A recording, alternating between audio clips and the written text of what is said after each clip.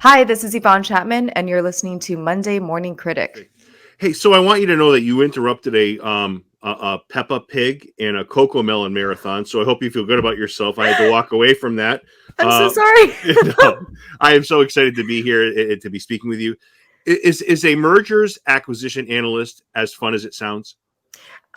You know what? I actually really did love my job. It is really interesting work. I get to work on a ton of different projects when I was in that role. Basically, this is going to sound not exciting, but I liked it. I I worked a lot in Excel and I Yeah. learned how to use Excel very, very well. But essentially, what my job was to evaluate companies and basically see how much we should purchase them for. So it's the role is in business development, and it essentially is like, hey, where can we grow our product lines? Where can we grow our company? Who can we acquire? And I would look at companies that would fit well into like the value chain of the company that I was working in. So to me, that was interesting. I probably just bored a lot of a lot of your No, listeners. no. So, like, I wasn't trying to belittle what you're doing before, but I feel like your current choice of occupation and the one you left could not be further apart as far as what they demand from you, right? Like, they could not. You know what I'm saying? Like working on Excel to working in front of like millions of people. Like, I feel like you could not have gotten further off the map. No, you're very correct in that. Yes. And when I told people what I was doing and what I decided to do, they're like, where did this come from? So, which was a very fair question, but I was really interested in acting when I was a very young girl. I would do school plays and the like, and kind of did it in secret because I was a really shy kid, and I never thought it was something that would be viable for me. Right, right. So when I got into adulthood, it got to the point where I was like, I can't get this out of my mind. But if I'm going to do something about it, I got to do it now.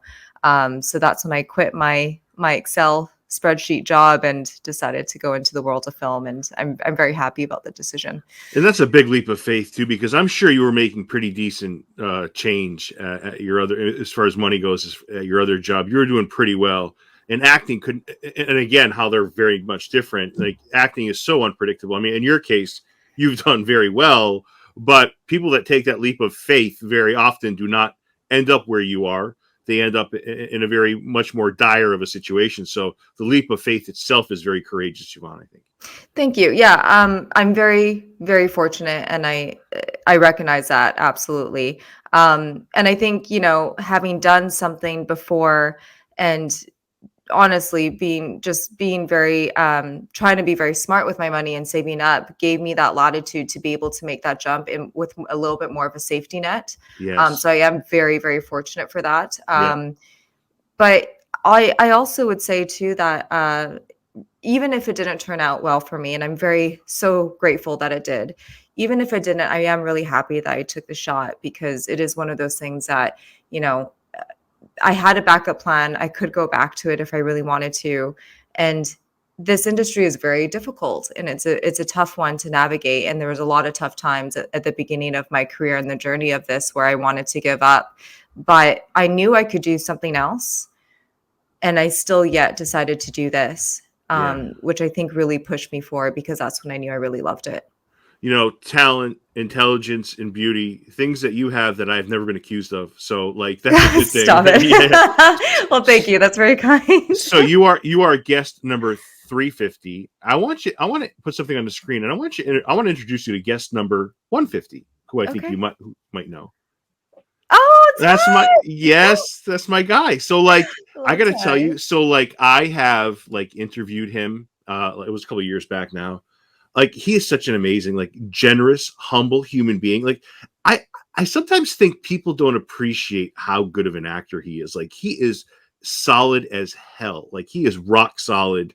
His roles are really diverse, and I don't know. I really love that man. Like, and when I saw that you guys were close, I was like, I got to show her this. So, whatever you want to say about the legendary, just a legendary actor. Oh, I love Ty. He has been such an influence, not just for me in this show, which God, how lucky am I that I actually get to meet him and work with him. I never in my life thought that that would happen, but Yeah. he is one of the few people that I was able to grow up, watch growing up, that looked like me, you know what I mean? Like from Sure. he has really paved the way for a lot of Asians to be able to come into this industry and to show us that it is possible. So I owe him, and a lot of people do owe him a debt of gratitude to have stuck it out, and he really does continue to pave that way and champion a lot of people. He has done that for me. He has done that for many others I know, Mm. and I can't say enough good things about him. He's an absolute gem of a human being. Yeah, and you're so lucky to have a mentor. I would you use, is mentor a stretch, or was that's an accurate word, I would say, right? I would say it's an accurate word. Yeah. I mean, Yeah. I've definitely talked to him about, the industry and navigating it. And, he's always very generous with what he has seen and knows. So I don't think that's a stretch at all by any Yes, means. super talented guy. The other thing I wanted to ask you is, when we talk about your career and what you've done. One of the things off script that I want to talk to you about was being a foodie, right? So and I know you've been asked this 1,000. I've listened to more interviews of you recently, and they're all great because each kind of host comes from their own like point of view and take of what you've done. So when you say you're a foodie, like what is it? I've heard you brag about cheese in one interview, but like what is it that is there a particular food that you really, really love? Oh my gosh. Well, I think it's on my brain right now because I am literally going to have dim sum tomorrow with Ty. And Mm, Ty is the ultimate foodie, let me tell you. Like that man, I don't know if your conversation with him was centered around food, but he knows his stuff. And so I learned very quickly, even though I'm from Vancouver and he is not. I mean, like he lives here, on and off, but right. he knows where to go. And so I just completely digress to him and be like, you take me and you tell me what to order and what to see. Yeah, Um, yeah, yeah. but I think I have that on my brain right now because I'm really looking forward to tomorrow's lunch of dim sum. If I could get there like within the next like 24 hours, am I in? Like, can I? Come on, Derek, let's go. Let's do Yeah, it. Let's do you're it. more than welcome. Yeah. Let me ask you the reverse of this question, right? So, is there a food like so for me, like grapefruit, cranberries, hot dogs, like make me like a little sick to my stomach. Is there an Mm. opposite of food that you absolutely like loathe, like that you can't even stomach, even like the mention of it makes you sick? Is there so the opposite, I guess, of a foodie, somebody that's just a food that repulses you? Oh man, I don't think there is a food yet that I've come to be repulsed by. I mean, there's stuff that I wouldn't choose to have, like okay, this is a weird thing. I don't know why this is coming to my head right now, but I remember a friend of mine loved to drink pickle juice, like straight out of Ooh. to me that kind of repulses me. I'm like that I like pickles, but to straight up drink the juice, I don't think I could do that. Ooh. What about and I brought this up to a couple other guests, and it's such a fascinating topic, like pickles or like a pineapple on pizza. That's like to me, that's in that same genre as like nauseating foods. Are you are No. oh Okay, so this is funny because this was like a little tiff that me and John Persida, who plays Ryan on Kung Fu, had where I didn't know that he hated pineapple on pizza. I'm like, you're a savage. Pineapple on pizza is delicious.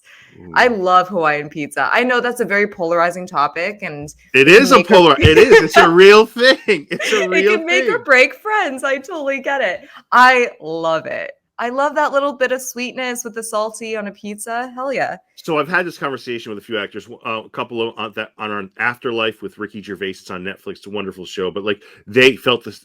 Ethan Lawrence felt the same way you feel. Whereas he says it's a gorgeous food. He loves it. I've had people say it's like putting a ketchup on a hot dog. It's repulsive. So I don't know. It's a polarizing topic. But earlier you mentioned to get on track again. My fault. I always get off No, track. it's okay. I love this. You talk about going to Vancouver, right? So when you packed up, you left. First of all, I have two questions. When you left the world of finance, did anybody say, you know what, Yvonne, bad move. Let's reconsider this. Let's kind of and who like did that conversation come up with you? How do you handle something like that? Especially leaving a job that's steady, that you're good at, that requires intelligence, or that has a steady paycheck, right? So again, that leap of faith, it's a big thing. Anybody try to talk you out of your decision? I mean, my parents were very concerned, and rightly so. I do come from a family of immigrant parents who worked really hard to get where they are, being in this country. And of course, they want to see their children be happy and stable in good careers. Sure. Um, and and the way that they saw that is like, well, I had a really great job in finance, and they're like, why would you give that away? You worked really hard in your Mm, schooling and outside of that to get, extracurricular accreditations and things like that. And it was having a conversation that I needed to try this out on a personal level to see what I was made of and to really follow something that I couldn't get my head out of. right. So luckily, with that conversation and a level of trust that they instilled, and had in me, that I was able to then overcome that. But honestly, I would say that the most challenging conversation that I had was the one with myself, that I Good think a point. lot of Yeah. people do, right? I Yeah. think the voice inside of my head saying, no, no, no, you can't do this, was the one that was most challenging. And that's why it took me a longer time to get there. It was, I can't pinpoint a particular time where I was able to override that voice. I would actually say that it took many iterations and many moments leading up to me leaving my job, packing my car, and going to Vancouver. Right. Um, that allowed me to be able to make that step. But it was that inner dialogue that was the most challenging. Yeah, I always picture like in your case, I'm thinking, oh, she must be watching this like movie or show. And she's been passionate about acting the whole time, and she's seen it. She's, I've had enough. Like I'm going for it. But you're saying that moment didn't happen. It was just a collective bunch of moments where you were like, you know what, it's time. I've got to go. It was a collective bunch of moments, yes. And to that point as well, it was just the act of trying Yeah. it too, because Hmm. I was working a full-time job, and I really wanted to see if I could work, not necessarily work, but even just parlay this space of acting and Right. the arts in general. And so I took an acting class in the evening, and I really fell in love with it. And it was until then when I started doing it that I'm like, I think I can do this. I think there's something there. And that's when the voice started to get silenced. And I always tell people, I'm like, it's really through action do you get clarity. That's the only way for me that I've known is to get that clarity through actually the act of doing, because there's so many times I can just sit in a room and think through all the possible scenarios, both the best case and the worst case, Right. but I'm actually never going to know until I try something, even if it's in the smallest measure. So I think it was the small measures of being a child, doing school plays, to going, growing up as an adult, working in finance, and then taking an acting course on Tuesday evenings, that allowed me to be where I am right now. That's a long day. I bet those Tuesdays. You're working all day. They go to acting class. You know, I mean, so my mom is from Poland. Where you mentioned your parents were immigrants. Where are they from? Yeah, so my dad was born in Shanghai and then grew Yeah. up in Hong Kong, and my mom was born and raised in Singapore. And then they Nice. both moved out to London, where my dad was doing accounting and my mom was a nurse, and then they moved over to Canada after that. Very cool. And Yeah. and hopefully they're still with us. But what were your parents' reactions once they see you in shows like Kung Fu or major projects that you've been in? What has been their reaction? Oh, they've been really supportive and really excited for me, which is really sweet. I think Yeah. the first few years it was a rough go, like really starting any career, but especially this one, because it's tough when you don't have something that's very tangible to show that you are making progress. So, I mean, in this industry, it's like I could be going for all these auditions and I could be shortlisted for things and I could be Right. going into rooms and being tested for projects where it's like I'm almost there. But if you don't get the job, it's really hard to tell that to somebody else who might be having doubts and wants the best for you, that, oh, believe me, I am making progress. I have nothing really tangible yet to show you, but I promise it's like there's something there. There's something that is telling me to keep going. Yeah, Um, finishing like say you were a second in a role or like you were run like that's great in the Olympics, but to your parents that means nothing. Like you know what I'm saying? yeah, Like I get that. Like, there's nothing tangible to say. Listen, I was this close. Like yeah, so I get that practicality. That makes sense to me. You know. yeah. You Absolutely. you talked about when you did all this, you packed everything up, you went to Vancouver. Is Vancouver like a hot spot in Canada as far as acting and opportunities go? Yeah, very much so. They actually nicknamed this place Hollywood North. Oh, okay, Yeah. nice. Yeah, there's a ton of projects going on in Vancouver. It's a very thriving film industry here. This place, Toronto is another one. Montreal has a lot of projects as well. Quebec is up and coming. My home province, Alberta, is starting to have a lot of things going. So yeah, we're starting to see a lot more activity in Canada, but Vancouver is definitely one of the biggest hot spots for it. Yeah, and Canadian kindness, and I've said this on numerous interviews, is a real thing. Like from who you're represented by to who you are to like, I feel like the guests I have from like I have never had, I don't have bad experiences in general, but my guests that because you were born in Canada, right? Yeah, Was it is it Calgary. Calgary? Okay, you know, and I just feel like it's like a real thing. Like people from Canada are good, solid, like people that are just super friendly, and it's not fake. It's like a real kindness. It's a real thing. Like I've done enough interviews where I can swear by it. I'm glad. I'm really glad to hear that we're living Yeah. up to that reputation. Yes, 100%. And one of the things I read is that like you love to go to museums alone. And like today I went to go see Violent Night, the Santa Claus movie. That it's so good. It's Oh, Violent Night. yeah, so it's very good. So I was like, I do the same thing with movies that you do with museums, where like I need to be alone, I need to process, I need to just enjoy where I'm at. Like if I go to a movie theater, I need to be alone. Like my wife is not thrilled with that, but like I do it. Like I'm not saying I don't go to the movies with my wife, but like for like you museums, why is it so important that you go alone to process?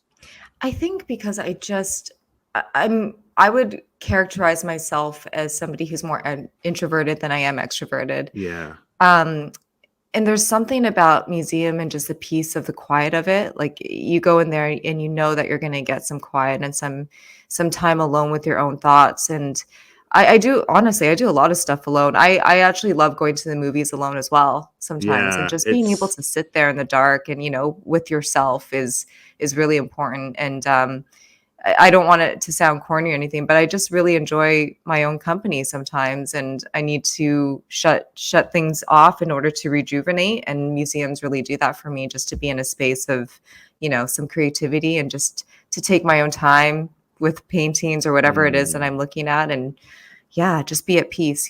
It's a very peaceful thing for me. great answer. And one of the things that I did like so.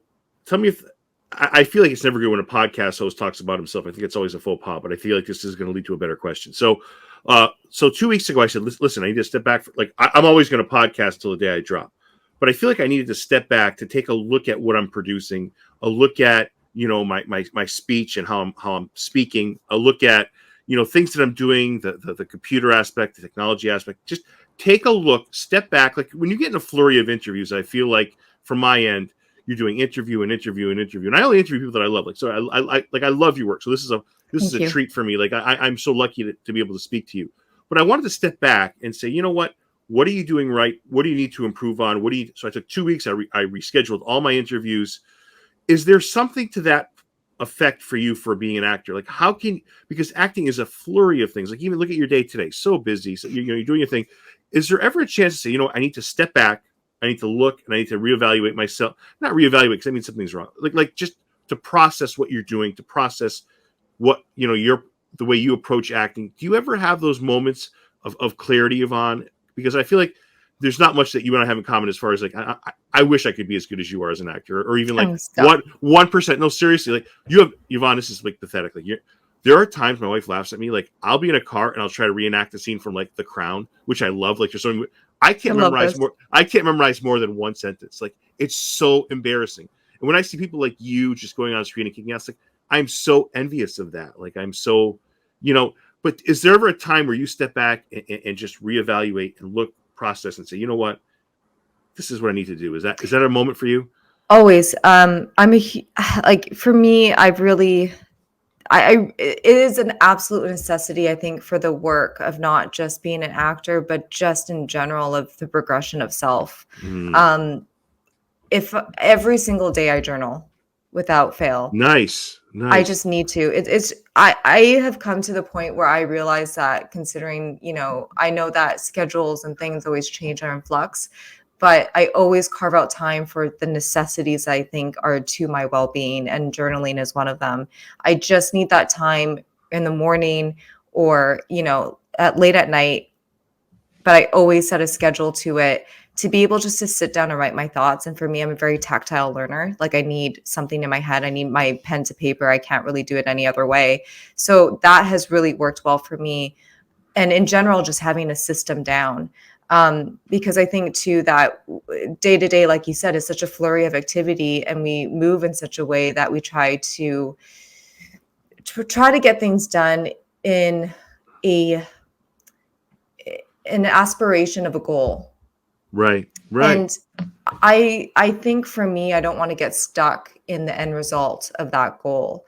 And so what I try to do instead is create a system in my life that will not just help me in a good mental and educational and growth space of what I'm doing, but also is like if I'm setting up a certain system in my life to be able to help me accomplish what it is of who I want to be as opposed to what I want to do. It can be both, but then that way I'm not so married to the end goal of something. And I still have something to show for it. So to long-winded answer to your question, essentially I just set up these systems in my life to be able to have that time to self-reflect, because for me it's a necessity. It's a way of breathing. Yeah, that's a great answer, and that's what I was thinking about. I'm like, I was battling whether I should ask you that, but I feel like it's like no matter what you do, you could be somebody who works construction, or like there's got to be a time where you reflect, like what am I doing right, what am I doing wrong, how can I improve, how can I move forward? And I feel like sometimes in everyone's busy life, you get caught up in like all these things, and you don't have a time to really reflect on yourself. Journaling is awesome, like that is great. And how long have you been journaling? You think, Yvonne, if you had to guess? Oh, I keep all my journals. So I think I have 7 now, and it's a daily journal Nice. for, every year. So about 7 years I've been Very journaling. nice. Very Yeah. nice. Yeah. So last thing before we get into your specific work, I didn't Google this on purpose, and I hope I'm pronouncing it correctly. And I told you I'm a scatter. I am OCD. That's all good. Is explain poutine to me. Okay. So poutine. It's a Canadian delight. It's cheese, fries, and gravy. Oh my god, that sounds delicious! It's I so didn't Google it on good. purpose. I swear to God, I didn't Google it. I'm going to ask her. I'm not going to Google it and find out what it is. It's delicious, but this is a term that I think turns people off on it, because the cheese has to be cheese curds. Okay. And they got to be kind of squeaky. And this is going to sound so weird, but if you go to the mecca of poutine in Canada, which is Quebec, Yes. that is like where you get the beautiful cheese curds. It's like has a little bit of a squeakiness to it, like when you're eating it, and Yeah. it just Yeah. melts perfectly. So it has like that kind of stringy cheese. When you pour the gravy on top, my mouth is watering now. It's delicious, and Sorry. no, it's all right. And I think I've seen it like make its way into the States. Where are you based? Massachusetts, and I wish it was near me. I mean, it probably is, and I'm just too ignorant to find out where. But like, it sounds delicious. Like I think both our mouths are watering as you're explaining. Yeah. Yeah. Well, look, it's not going to be the exact thing, but I highly recommend to you just get some like beef gravy, some fries, put some like mozzarella cheese on there, and have a version of it. It's so good. So So speaking of good. cheese, are you a Baby Bell cheese fan? I like Baby Bell. Yeah. I like cheese in general. Yeah.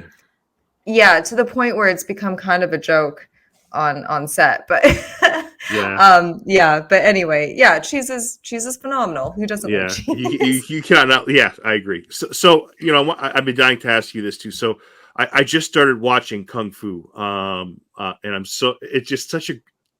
it's such an awesome show in the perspective that it comes from. Like I really am into this because I started two things at the same time. I started Kung Fu and I started rewatching Yellowstone. And you talk about two opposite shows as far as not as far as quality. They're both wonderful, but as far as plot and how they're approached. But I love it. Like I love being able to have that change.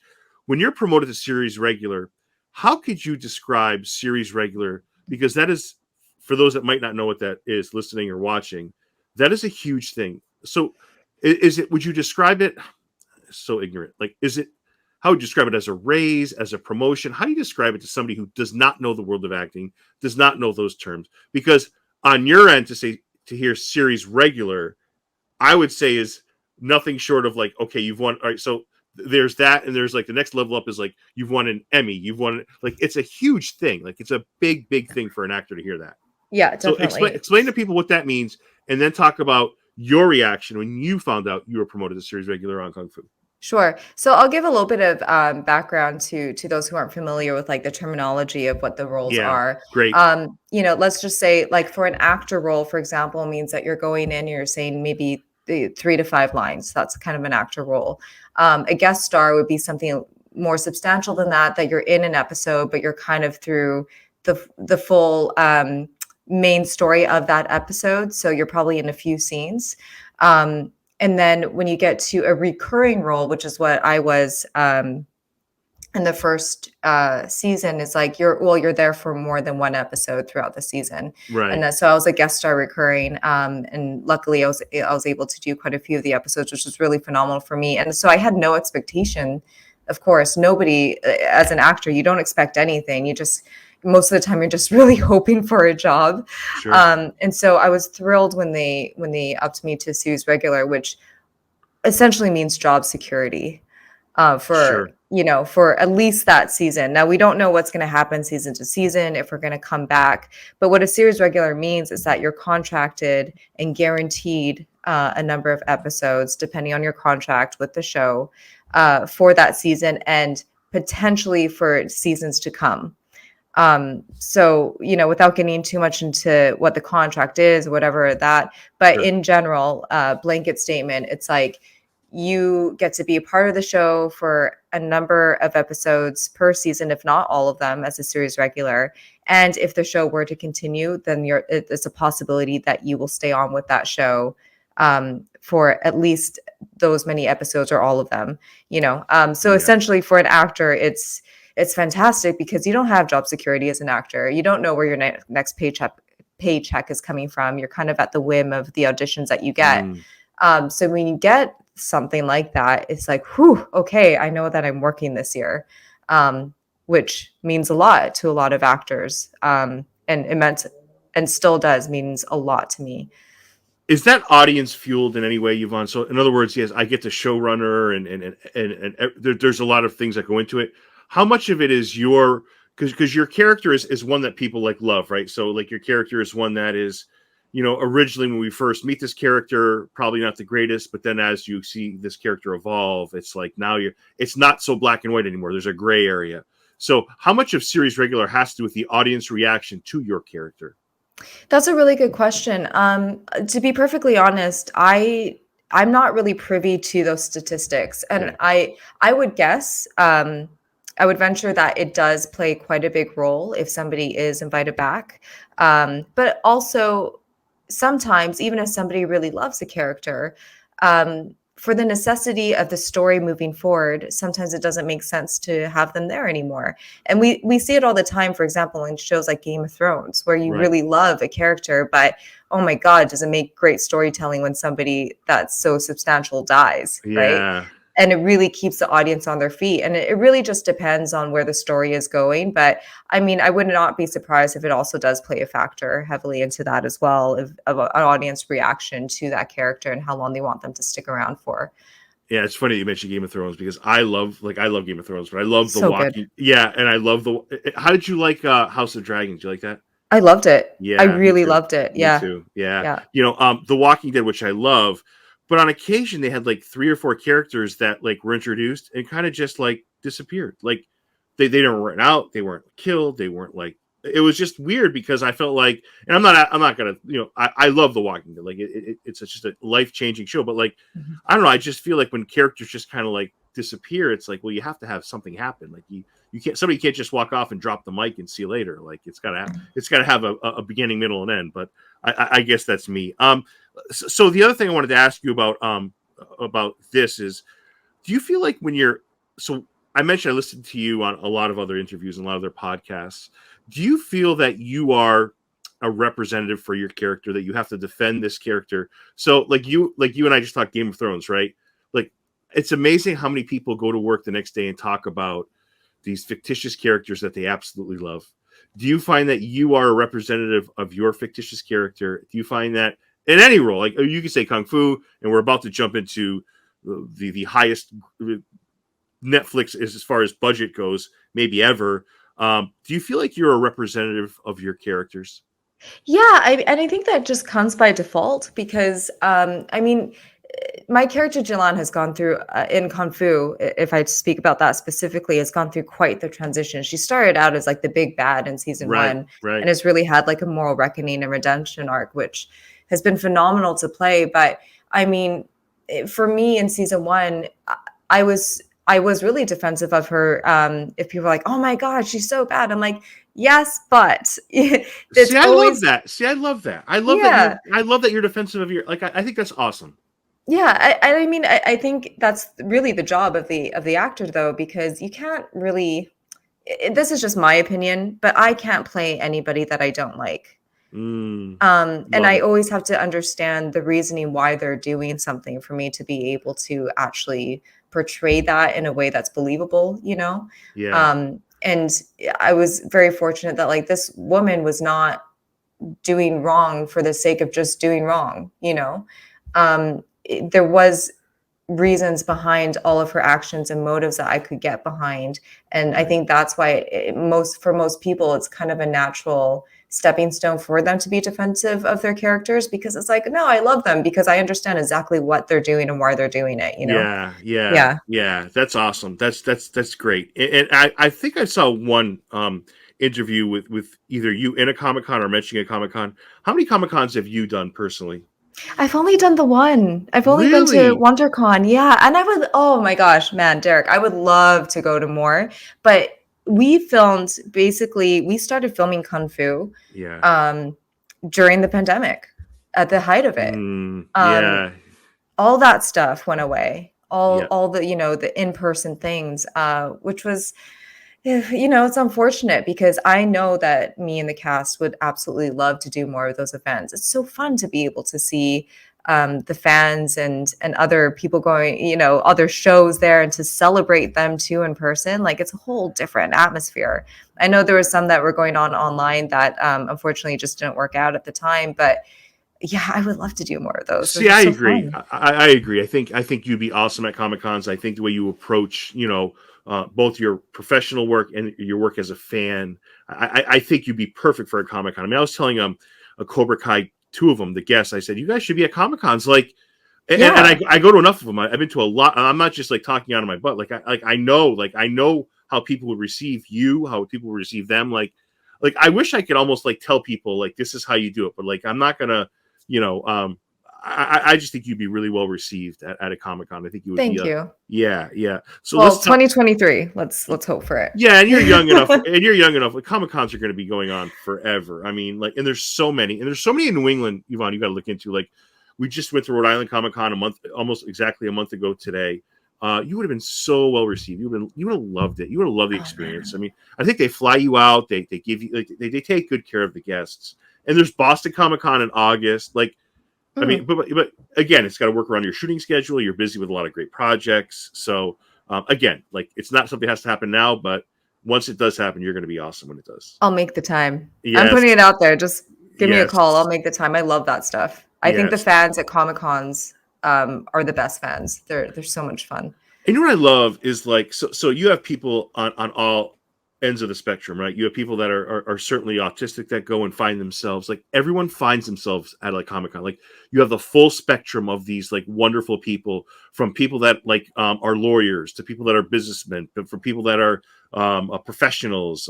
It just there's a spot for everyone at Comic Con because everyone has that special place in their heart for that show or actor that changed their life that they love watching. I just think it's just like never in my life have I seen something that just incorporates everybody and gives everybody just a big emotional like hug. Like I just feel like it's just wonderful. Like Comic Cons are great.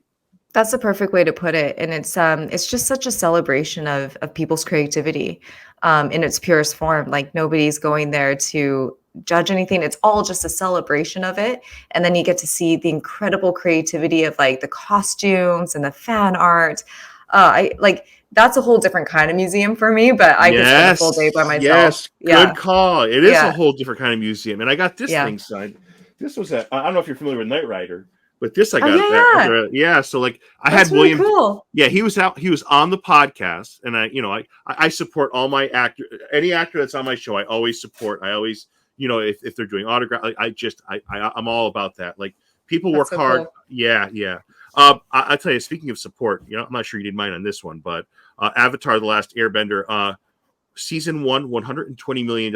I think I want to say it's either the or one of the highest Netflix shows in history as far as budget, Yeah. which leads me to believe. I mean, I've read some things that like this show is not just good, but it's bringing things that we've never seen before. And the fact that Netflix would put out this much money, they believe in this. So, what would you say to those comments? I would say that they are well placed, and I would hope that the audience and the generation that grew up, the fans that grew up watching the show, are going to be really pleased. I think that they will be. The team is incredible. They've really worked hard to stay true to the original series and to also keep in mind with the fans and where they are now, having grown up with the series. And oh man, I wish I could. I am dying to share what Kyoshi looks like. So what can you say about your character? So I think I have on my screen. I think I have You do, I the see it. animated It's great. version. So what would you what can I mean? Obviously, you can say stuff about her because this person exists as Mhm. far as in the universe. But what can you say about how long the shooting took place? Maybe your character, those that aren't part of this yet, but soon will be. Like, I mean, that's the great thing about shows. Like, so the Avatar: The Last Airbender is a legendary show, but it's going to pick up a s load of people that maybe weren't like originally with it, but now are going to be with it. So Mhm. that's the huge thing about a show like this, and this is the confidence I think that Netflix has in it. What can you say about your character? And I don't want you to say anything to get you in trouble, but like as far as shooting time, how long it's been for you, anything you can say that won't get you in any sort of trouble. Right, thank you. Yes. I can't honestly, I can't say too much. What I can say though is that they did not skimp out on any aesthetics. Beautiful, Yeah. beautiful. Um, I don't think it's any secret that they were using the huge volumetric stages. I think volumetric stages were used for Star Wars as well, and creating Right. those worlds and the depth of the world. It's from what I've seen from screenshots of during the filming and everything like that. It looks stunning. It really Yeah. looks stunning, Yeah. and Yeah. it's really cool. And I would like to take a moment just to gush about the lead that they got, Gordon, who plays Aang. He's phenomenal. Yeah. He's such a talent, and it's so interesting how this works out because they're filming this in Vancouver, um, and they found they Hollywood North. Hollywood North, Yeah. and they did a worldwide search from what I heard for Aang, and they found him in Vancouver. I Wow. mean, and he's really great, and I'm excited for everybody. I'm excited for him. I don't know when the show's coming out, when it's going to actually be released, but I'm thrilled, and I can't wait to see it. How do you like your character without getting I into love specifics? Kyoshi. I love Yeah. Kyoshi. I mean, like, I before taking on the role, I refamiliarized myself with the animation because I did watch it. And then I refamiliarized myself with it, and I also read up on the Kyoshi books, and her story is just phenomenal. I mean, Yeah. like, it's so rich, her backstory. Yeah. I love Kyoshi, and I hope everybody else does too. I mean, I haven't seen any of the final product yet, so I'm dying to see it, but I'm not worried. Let's just say that. Yeah. A couple of heavy hitters, Tamlin, Tamita, Daniel Day Kim, serious, like serious, actors. When I think of Tamlin, I think of that. Yeah. Yeah, she is. I mean, I was looking at the cast today. Jesus Christ! I mean, you talk about who's who of acting. I mean, is it like so? I'm picturing this person that left one career, went on to like great projects. Kung Fu is in one of the biggest shows about to come, Avatar: The Last Airbender. Is it ever surreal for you, Yvonne? Yeah, and talk about what you're about before of taking time to kind of reflect. I would say sometimes that on purpose for certain moments like this, I almost don't allow myself because I almost don't believe it, Mm, and I'm yeah, just worried that it's all gonna go away in a puff of smoke. So sometimes I'm almost scared of reflecting and really appreciating that. But having said that, I am really appreciative of the opportunities I got and the people who believe that I could do it and have given me those opportunities. And I really just all the gratitude and thanks to them. So yeah, it is surreal. It is surreal a lot of the time. But you deserve this. You didn't go to the liquor store and play a Powerball number and hit the lottery. Like you busted your ass and you worked for this. Like Thank you. You deserve to be where you are. Like I'm saying, yeah, it's surreal, but like you've earned this. Like you've earned it. Thank you very much. Yeah, it's a lot of hard work. And, again, I come with I know there's a realization too, that I know a lot of great actors who are really hard workers, and it's half hard. Well, it's a lot of hard work and also luck. And that's why I think it's really kept, I feel very humbled from all of it, Yeah. Did shooting wrap in June? I think that was on the internet. Shooting wrap in June, or is it still ongoing? For Avatar? Yeah, it's wrapped. They were doing a couple reshoots just to get some other stuff out there. But I think yes, it's wrapped by now. Is it bad that I keep thinking about your lunch tomorrow and how much I want to be a part of it? No, come on out. I really I'm like so when you go to lunch with and this will be the last thing I say. When you go to lunch, do you ever pick his brain? Are you ever you know what? Would you, or is it more of a just two friends out just shooting the shit? Oh, we just talk about anything, it's a little bit of both. And but I always leave feeling like I ate 5 meals, which I probably did. Ty orders way too much food. I'm not complaining because he always he likes a variety of stuff. So yeah. I'll go to dim sum with him, and if it was just me and him, usually 3 or 4 dishes would do the trick. But our whole table is full and then stacked up. And this is a normal meal. I'm so sorry. I love it. This is I love it. I love it. Please come and help me out with all this food. But didn't you mention one time in an interview where he did the same thing, but for a bunch of the cast and crew? He did this guy is I knew what he's like. From the outside looking in, I feel I knew what he was like. But when I heard you say this, I'm just confirmed what I thought I already knew. Yes. He is this guy. Yeah. Absolutely. Yeah. Is there a piece of this? I'll end with this. Is there a piece of his work that you're fond of? I love him in The Lady Killers. It's Tom Hanks' most underrated movie. He's great in The Arrival. He's so good in so many things. Oh, God. Is there a piece of his work that you love, or is it just you're all in on the whole body of? I'm all in the whole thing. I think the most recent piece of work, The Farewell, I really loved. It's such a heartbreaking movie, and Awkwafina was lovely and wonderful in that as well, and the whole cast was. It was such a beautiful, beautiful story. He's always bringing it, man. He's always great. Yeah. I love that you guys have this rapport. I as a movie buff, and having you both on my podcast, I'm definitely biased, but I just think it's great. I think it's awesome that you have such a wonderful mentor to have and friend to have. I think that's great. What's around the corner for you as far as when we talked about Avatar? Is there anything else that you want to say? Is there anything else you want to throw out there? I am all ears. Oh, thank you. No, I'm just really excited for everyone to see it. I'm excited to see it.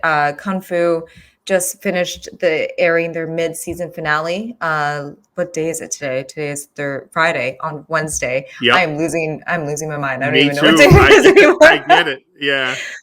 We come back with new episodes February 8th. So it's going to be a nuts. The rest of the season is it's really amped up even more so from the beginning of the season, and that's saying something. But from there, personally, we're finished filming by December 20th. So hopefully, fingers crossed, we might hear something if we get a season 4. I don't know yet. But I hope everybody, joins in on the February 8th when we're back with new episodes. It's going to be a really good ride.